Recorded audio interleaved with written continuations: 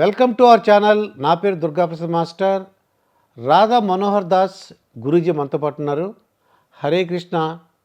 హరే కృష్ణ దుర్గాప్రసాద్ గారు. నిజంగా ఈరోజు చాలా అదృష్టం. ఈ టైంలో మాకు ఇంటర్వ్యూ ఇస్తున్నారు. ఫస్ట్ నాకు స్కూల్స్ ఉన్నాయండి కాకినాడలో. మీ బాల్యం గురించి తెలుసుకోవడం ఉందండి, మీ టీచర్ల గురించి, మీ బాల్యం గురించి. ఎందుకంటే చాలా వీడియోలు చూశాను. మీరు వేగ్గా చెప్తున్నారండి, చెప్పట్లేదు అసలు ఏం చదువుకున్నారు, మీ స్కూల్ టీచర్లు ఎవరు. అంటే మీరు ఇలా వచ్చిన తర్వాత నేను ఒక ప్రిన్సిపల్గా చెప్తున్నాను, ఓనర్గా, స్కూల్ ప్రిన్సిపల్ ఓనర్గా. మా స్టూడెంట్స్ వాడు కలెక్టర్ అయితే ఎస్పీ అయితే సంతోషిస్తాం. ఇలాంటి ఎక్స్పీరియన్స్ కూడా ఉంది, అది కూడా చెప్తాను నేను.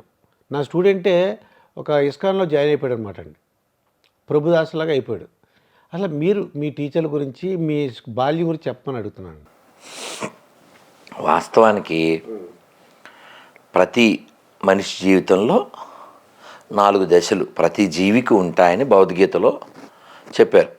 దేహినోస్మిన్ యదా దేహే కౌమారం యవ్వనం జరా తదా దేహాంతర ప్రాప్తి ధీరస్థస్త్ర నముహ్యతి. ఇది 2వ అధ్యాయంలో 13వ శ్లోకం. ఇస్కాన్లో నేను ఇచ్చిన మొట్టమొదటి లెక్చర్ ఈ శ్లోకంతోనే. శ్లోకం నెంబర్ కూడా చెప్పేస్తున్నారు, అధ్యాయం కూడా చెప్పేస్తున్నారు మీరు. ఇలా ఎందుకు చెప్తానంటే వాళ్ళు తర్వాత ఎప్పుడైనా ఇంటర్వ్యూ చూసిన తర్వాత రెఫరెన్స్ చూసుకోవడానికి. మనం ఏదైనా మాట్లాడితే ఎవిడెన్స్తో మాట్లాడాలి.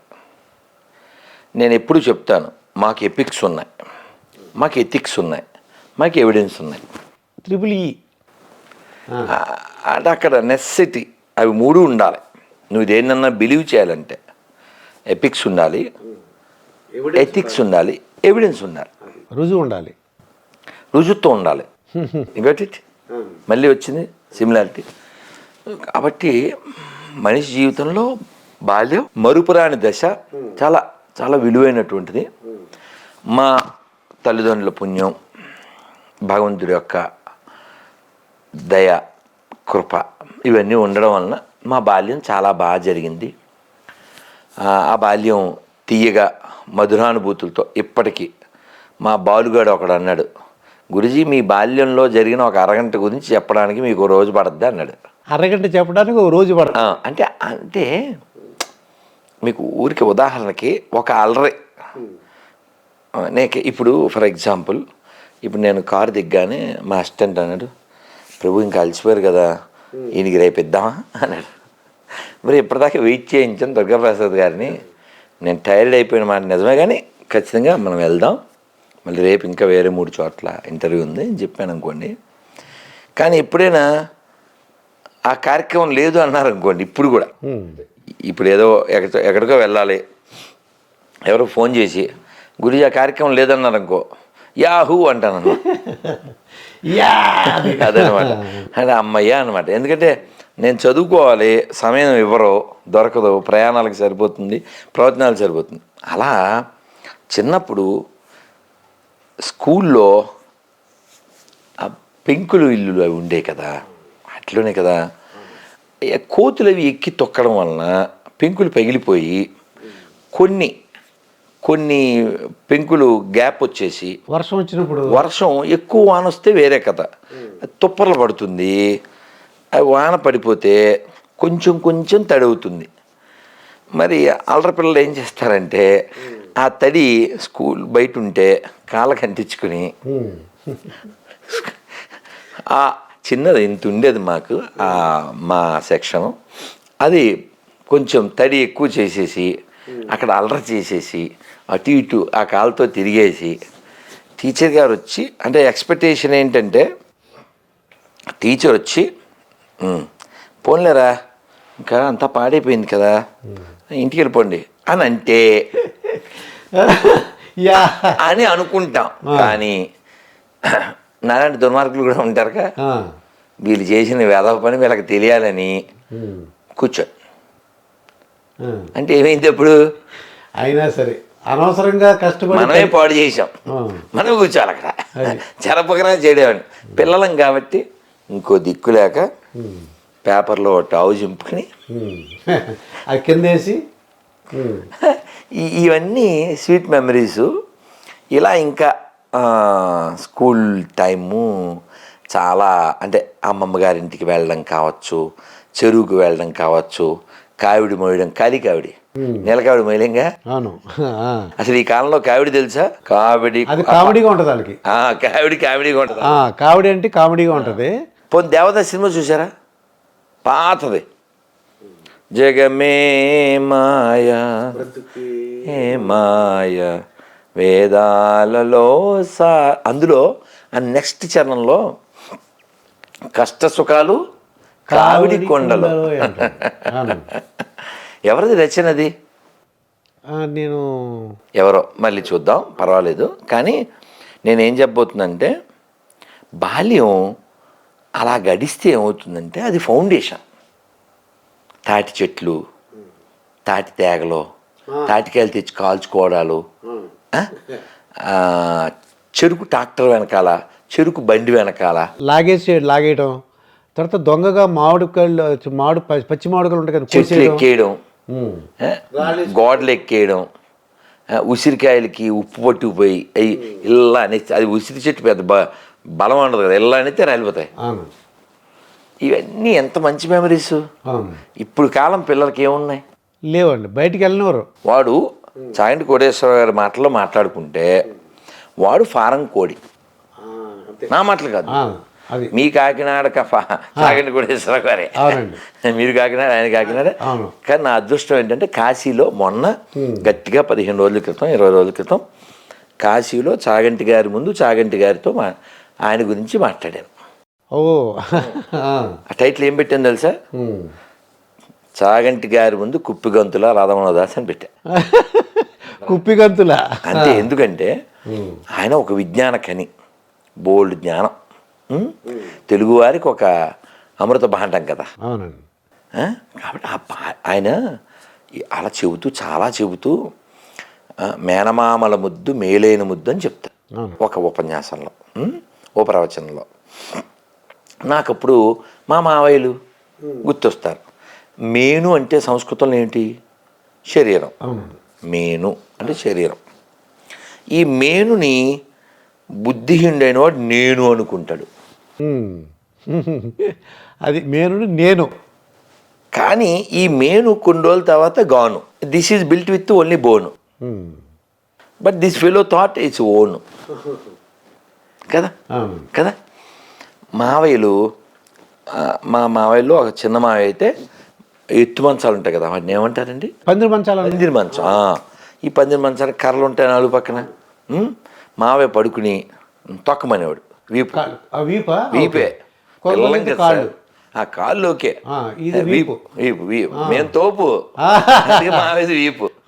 అంటే బ్రహ్మాండంగా మీరు సాపుతారని చెప్పేసి సాపు చేస్తారు. పెదవాయిషాలు అయితే మావేలు చేస్తారు సాపు, అది వీపు సాపు, మన వీపు సాపు. అయితే ఆ బాల్యం పాపం చాలామంది పిల్లలకి ఇప్పుడు చాలా మృగ్యం అయిపోయింది. ఎవరో కవి చెప్పాడు, భగవంతుడు అడిగితే నాకు బాల్యాన్ని నాకు ఇమ్మని అడుగుతాను. చాలా ఎక్సలెంట్ సార్. అది అంటే దాని అర్థం ఆనందం అన్నమాట. ఇది కవి మాటే కాదు. మీరు సాతులూరు గోపాలకృష్ణమాచార్యులు వారి పేరు విన్నారా? పేరు విన్నానండి. ఆయన కాకినాడ ఆయనే, కానీ ఉండే సింహాచలం. అని తూగో కాకినాడ అని చెప్పను, తూర్పుగోదావరి. చాలా గొప్ప, ఆయనకి పేరు ముందు మధుర వచస్వి, అంటే అంత తీయగా చెబుతారు. చాలా అద్భుతంగా ఉంటుంది. మీరు నెట్లో యూట్యూబ్లో కొట్టండి, వారు చెప్తారు. ఈ అమృతం మనం అనుభవించాల్సిన అమృతం, అది చాలామంది కోల్పోతున్నారు. ఆయన ఏమంటారంటే, ఒకరిని అప్పయ్య దీక్షితులు అనే ఆయన ఇలా చెప్పారు అని ఒక ఉదాహరణ. అంటే చాగంటి గారు కూడా చెప్తారు ఆ మాట. బాగా చదువుకుని బాలుడు వలె ఉండాలి. బాగా చదువుకుని బాలుడు వలె ఉండాలి. ఇదేమిటిది? అసలు సింక్ అవుతుందా? లేదు కదా. అప్పయ్య దీక్షితులు గారు చెప్పారని చాగంటి గారు, సాతూరు గారు చెప్పారు. బాగా చదువుకున్నాక బాలులా ఉండవు ఏమిటండి అంటే, దాని వివరం ఏమిటంటే, బాగా చదువుకుంటే వాడికి జ్ఞానం రావాలి. జ్ఞానం వస్తే వాడికి పట్టుదల ఉండాలి. పిల్లవాడు చూడండి, వాడు బొమ్మ అడిగాడు, ఏ తీర్థానికి వెళ్తాం, అమ్మో కొనేవారు ఊరుకోడండి, దుల్లెత్తాడు. అక్కడ రోడ్డు మీద దుల్లెత్తాడు. తెలిసి అసలు అమ్మ నాన్న పరువు వాళ్ళ దగ్గర డబ్బులు ఉన్నాయా లేవా అసలు వాడికి అనవసరం. ఆ, నువ్వు తల తాకట్టిట్టు అది కొనియాలి. అలా భగవంతుడి కోసం దొల్లాలి.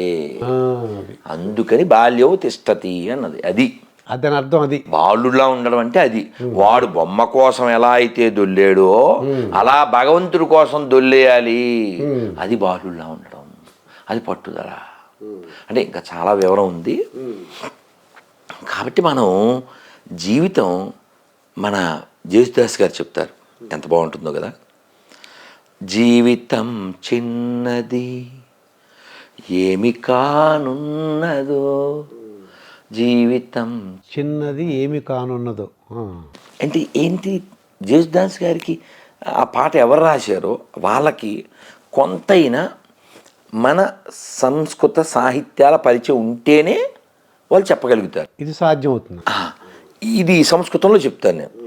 ఆయన ఈ పనికి మాలిన చదవడం వలన, దీన్ని ఫాలో అవ్వడం వలన వాళ్ళ అమ్మని నాన్నని వాళ్ళు అంత్యక్రియలు కూడా చేయలేదు. ఒక మనిషికి తల్లి కంటే తండ్రి కంటే గొప్ప వాళ్ళు ఎవరు ఉంటారు సార్? అలా తల్లిదండ్రులకు కూడా క్షోభ పెట్టేలాగా చివరి చూపులు కూడా లేకుండా చేసే పనికిమాల బైబిల్ మన దేశానికి ఎందుకు, ప్రపంచానికే దరిద్రం.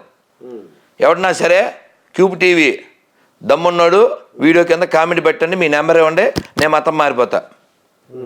ఇలా చెప్పినారు. ఏం చేస్తాం? అది చూపించండి కెమెరాకి 26 క్వశ్చన్లు. అదే మేము చూపిస్తాం, తర్వాత పెడదాం. అయితే సార్, ఇప్పుడు మీరు ఇంత చక్కగా ఏంటి హిందుత్వం గురించి మీరు ప్రచారం చేస్తున్నారు. ప్రముఖులు ఎవరైనా మిమ్మల్ని అంటే కలుసుకున్నప్పుడు నువ్వు బాగా చెప్తున్నావయ్యా, చాలా ధైర్యంగా చెప్తున్నావు, మేము చేయలేని పని నువ్వు చేస్తున్నావు అన్నారు ఎవరన్నా ప్రముఖులు ఎవరైనా? బోల్డ్ మంది. అదే ఒకసారి ఎవరెవరండి? మొన్న మీరు ఆ వీడియో చూడొచ్చు, కాశీలో సామవేదం వారు, చాగంటి గారు, పుష్పగిరి పీఠాధిపతి గారు, వద్దిపత్తి వారు, అలా ఇంకెవరైనా పెద్దవాళ్ళు, ఇంకెవరైనా సినిమా యాక్టర్లు కానీ రాజకీయ నాయకులు? అంటే నేను ఎవరిని కలవనుగా, నన్నే కలవాలి ఎవరన్నా. అదే అదే నేను ఎక్కడికి వెళ్ళను సార్. అది అకేషన్ వస్తే ఎక్కడికైనా వెళ్తే ఆ సభలో ఎవరైనా ఉంటే కలుస్తారు. ఏముంది, మనం ఎక్కడికో నందిగామ వెళ్ళాను, ఆయన ఎవరో నాకు తెలియదు, ఎమ్మెల్యే అంట, వచ్చారు, మొక్కారు, నేను రామాయణం బుక్ ఇచ్చాను, చదివి నాకు చెప్పండి సార్ అని చెప్పాను. ఇంకా చాగంటి వారికి గరికపాటికి ఏంటి అంటే తేడా ఏంటంటారు మీకు తెలిసినంత వరకు? ఆయనలో ఒక విద్వత్ ఇందాక చెప్పారు మీరు, కాశీలో ఆయన ఎదురుగుండా మీరు ఆయన గురించి మాట్లాడారని. గరికపాటి వారి గురించి, చాగంటి ఏంటి అసలు ఆ ఇద్దరు గురించి వాళ్ళ గొప్పతనం? సరే, ఇద్దరు ఒక్కొక్కరికి ఒక్కొక్క విద్వత్తు ఉంది. అయితే గరికపాటి వారికి కొంచెం విద్యుత్ కూడా ఎక్కువ ఉంది. ఓకే, విద్వత్తు ఉంది, విద్యుత్ కూడా ఎక్కువ ఉంది. అందువల్ల వారి మాట కొంచెం కొట్టినట్టుగా,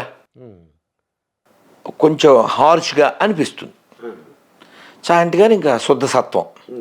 అంత ధారణ ఎలా వచ్చిందంటారు? నిజంగా చాలా అది పూర్వజన సుకృతం అంటారా? అసలు అలా చెప్పేస్తుంటారు ధారణ. ఎందుకు వస్తుందంటే గుర్తుపెట్టుకోండి, అది తెలియదు. ముఖే ముఖే సరస్వతి అంటారు. పూర్వ పుణ్యం, గురువుల అనుగ్రహం ఉంటేనే వాక్కు అలా వస్తుంది. ఏదో మనం మాట్లాడేస్తున్నాం అనుకోకూడదు. అర్థమైందా? మన ప్రతిభ ఏం కాదు అది.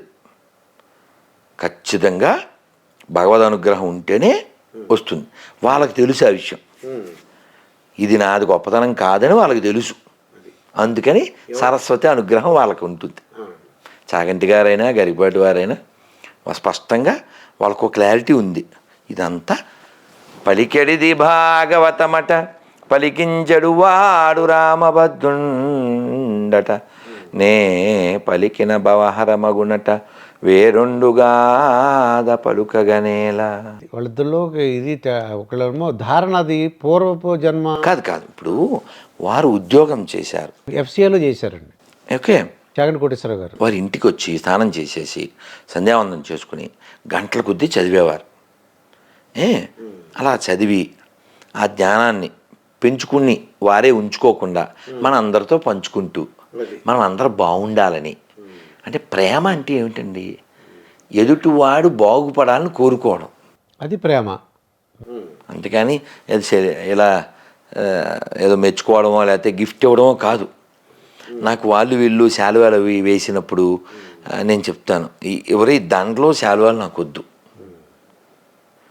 ఈ శాలువాలేమో ఓ సంచుడు అయ్యాక బ్యాగ్ అయ్యాక ఏ రైల్వే స్టేషన్లో పంచిపెట్టేస్తాను. ఇది దాంట్లో ఇక్కడే పడేసి వెళ్ళిపోతా. నేను కోరుకునేది ఏమిటంటే మిమ్మల్ని భౌతిక చదవమని చెప్పా. అది చదివితే నాకు 10 శాలువాలు వేసినట్టు. ఓకే. అందుకని నేను శాలువా బ్యాచ్ని సెల్ఫీ బ్యాచ్ని పెద్ద ఎంటర్టైన్ చేయను. చెప్పింది చేసేవాడు కావాలి. అది చాగంటి గారి ప్రవచనాలు వినడం ద్వారా ఎంతోమంది వాళ్ళ జీవితాన్ని దిద్దుకున్నారు. నాకెవరో తమిళనాడు నుంచి ఫోన్ చేసి ఈ అరుణాచలం ఫ్లోటింగు, ఈ కాశీలో ఫ్లోటింగు, అసలు ఈ పుణ్యం మన తెలుగు ప్రవచనకర్తలదే అన్నారు. మరి అరుణాచలం గొప్పతనం ఎంత చెప్పారు చాగంటి గారు, గరికపాటి వారు, వద్దిపత్తి వారు, సామవేదం వారు, వీళ్ళంతా బోల్డ్ చెప్పగా మీరు కాశీ వెళ్ళండి. ఏంటంటే అసలు మన కాశీలో ఏదో యూపీలో ఉన్నట్టు ఫీలింగ్ ఏముండదు, ఏపీలో ఉన్నట్టే ఉండదు. అందరూ తెలుగు తెలుగు వాడు చాపడు కూడా రండి సార్ రండి, మంచి చీరలు వచ్చినాయి రండి అనేస్తుంటాడు వాడు. తెలుగులో బోట్లు ఎప్పుడో 10 ఏళ్ల క్రితమే పేపర్ తెలుగులో దొరికేది ఆడ. మన వాళ్ళు అలా అంత బాగా. మొన్న కూడా మేము రమేష్ అయ్యం గారిని, ఇక్కడే ఉంటారు హైదరాబాదు, వారి పుణ్యమాని మేము కాశీలో, వాళ్ళు 9 రోజులు 11 రోజులు ఉన్నారు, మేము 4 రోజులు ఉన్నాము. ఉండి విశ్వనాథ సామ్రాజ్య పట్టాభిషేకం విశ్వనాథుడికి, అన్నపూర్ణకి, విశాలాక్షికి, డూండి గణపతి నలుగురికి బంగారు కిరీటాలు చేయించి రోజు రుద్రయాగం చేసి కోటి బిలవాచ్యం చేసి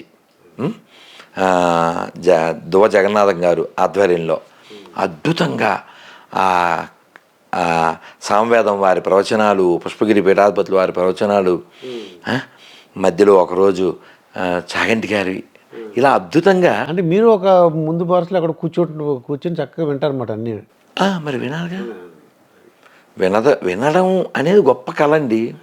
నేను అందుకే ఉదయం పూట నేను మౌనంలో ఉంటాను. 9, 10, 11, 12 వరకు ఎంత వింటే మౌనంలో ఉంటాను, వింటూ ఉంటాను. వినాలి.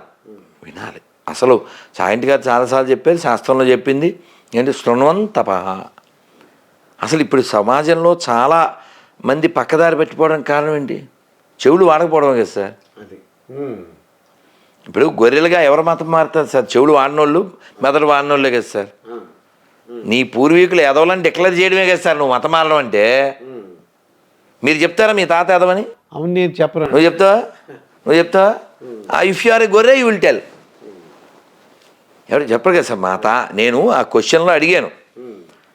ఒక చర్చికి వెళ్ళి ఆ స్టిక్కర్ అంటించి వచ్చా, వాళ్ళ బస్సుకు కూడా అంటించా. అలా చాలా చర్చిలకి. మీకు అప్పుడు వాళ్ళు కొట్టడం తిట్టడం భయం, అలా మీ భయం ఉండదు? వాళ్ళు మన చూస్తేనే పరారు కదా సార్. మీరు కొట్టండి నెట్లో గొర్రెలు పరారని. మీద వీడియో చూసాను నేను, Part 1, Part 2. గొర్రెలు పరారు సార్. అలా మనోళ్ళే కదా సార్. అంటే కొడతారేమో అని నాకు. అంటే మీకు ధైర్యానికి ఏంటంటే మేము మాలటంలో అనుకోండి భయం వేస్తుందండి. అన్నో ఏమంటారో ఏంటో. అంటే ఏమంటారు, ఇప్పుడు నేను చెప్పేది అబద్ధం అయితే నాకు భయం ఉంటుంది సార్. మీకు అర్థమైందా? ఇప్పుడు నేను ఇందాక మళ్ళీ అదే statement sir. Compare with Rana Daggubati, Brahmanandam is short. ఇందులో అబద్ధమే ఉంది. ఆ మాట బ్రహ్మానందం గారు ఒప్పుకోరు. ఆయన ఒప్పుకోరా? బ్రహ్మానందం గారికి కోపం వస్తుందేంటి? అయితే ఇంకో ప్రశ్న ఏంటంటే, ఇప్పుడు కొత్తగా మనకి ఆంధ్రప్రదేశ్ రాజకీయాలు ఒకటి, తెలంగాణ రాజకీయాల గురించి మాట్లాడదామండి. ఇక్కడ ఫ్రీ బస్సు అని పెట్టారు. ఇప్పుడు ఆపరేషన్ లేకుండానే మోకాళ్లకు ప్లాస్మా ట్రీట్మెంట్. మీ ఆర్థోపెడిక్ సమస్యలన్నిటికీ రోబోటిక్ టెక్నాలజీ ద్వారా తక్కువ ఖర్చుతో శాశ్వత పరిష్కారం. Free consultation. ప్రతి ట్రీట్మెంట్ పై 20% డిస్కౌంట్. ఈ ఆఫర్ కొద్ది రోజులు మాత్రమే. త్వరపడండి. V9 hospitals 9281465842.